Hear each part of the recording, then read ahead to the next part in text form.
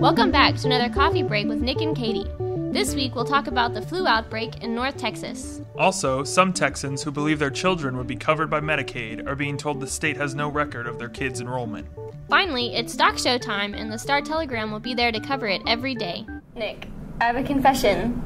I didn't get a flu shot this year. I haven't gotten a flu shot either. And I normally don't ever think about it. I can't remember a year I've gotten one. I think I always just kind of assume that flu shots are for elderly and maybe really young people. Right. But this year, I mean, some of the stories coming out of the flu season are pretty terrifying. I think the numbers are pretty high on people who've actually lost their life from it. So yeah, 5 people so far have died in Tarrant County. 26 people have died in Dallas County. And a lot of those people are, young, healthy adults. And so there's new measures coming up to help just deal with the influx of the flu. Yeah, actually, I mean, the hospitals have had to take on extra measures. JPS is expanding their weekend hours for 6 of their clinics just to take in the overwhelming amount of people who have come in. That's so crazy. Yeah. They've also initiated Code Yellow, which means that they're only taking care of life-saving procedures while they're seeing so many people, and they haven't had a Code Yellow since 2011. Right, yeah, it's definitely a huge story that we'll be watching and hopefully seeing this, not epidemic, but this really big amount of flu kind of digress back into it.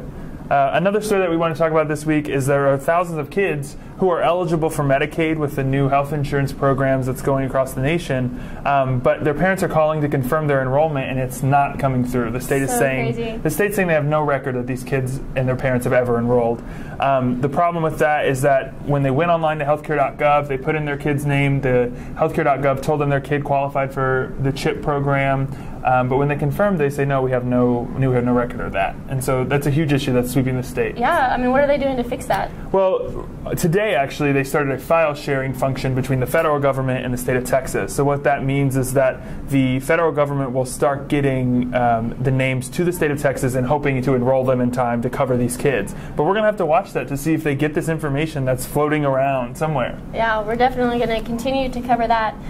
Something else that happened today, the stock show is in town. Exactly. I'm really excited. I've never been to the Fort Worth stock show, so I think I have to buy a cowgirl hat to fit in. Well, not only that, last year, it was my first year, and they made me milk a goat.